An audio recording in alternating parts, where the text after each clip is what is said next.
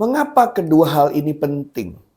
Blended learning maupun hybrid learning menjadi bagian tak terpisahkan dalam konsep pembelajaran masa kini, terutama setelah COVID-19 berakhir. Alasannya antara lain adalah fleksibilitas waktu dan lokasi. Kedua konsep pendidikan ini memungkinkan siswa untuk belajar dengan lebih fleksibel. Dalam blended learning, siswa dapat mempelajari materi di waktu dan tempat yang sesuai dengan jadwal dan preferensi mereka. Sementara dalam hybrid learning, siswa dapat belajar secara online maupun offline dalam waktu dan tempat yang sama atau sinkronus. Kemudian blended learning dan hybrid learning dapat memberikan akses ke sumber daya pembelajaran online dan offline yang berbeda, sehingga meningkatkan mereka dalam hal pemahaman atau pengetahuan. Dalam arti kata, buku yang mereka pakai tidak hanya yang dipakai di dalam kelas, tapi semua buku yang mereka bisa akses. Guru mereka tidak hanya guru yang ada hadir dalam kelas, tapi guru yang bisa mereka ajak berinteraksi melalui internet. Dalam arti kata, seluruh guru di dunia ini akan bisa berpotensi menjadi guru kita.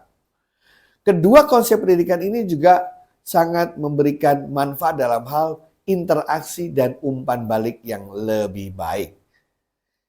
Misalnya, guru dan siswa dapat berinteraksi kapan saja melalui forum online, diskusi. Bahkan ada guru yang membuka kesempatan untuk berdiskusi 24 jam. Di samping itu, kedua konsep pendidikan ini juga dapat mengurangi biaya pendidikan. Kenapa? Karena tidak memerlukan transportasi, akomodasi, percetakan buku, dan lain sebagainya. Karena semua bisa dilakukan secara online, secara elektronik. Dan bisa menjangkau orang-orang yang selama ini tidak terjangkau oleh sumber daya pendidikan yang berkualitas. Nah, dalam situasi pandemi yang sudah kita lewati, kita belajar banyak juga. Terutama dalam hal keamanan dan kenyamanan. Siswa yang sedang sakit misalnya, dia tidak harus takut kehilangan kesempatan belajar karena dia bisa memanfaatkan konsep online pada hybrid learning. Atau dia bisa belajar secara mandiri dalam konsep blended learning.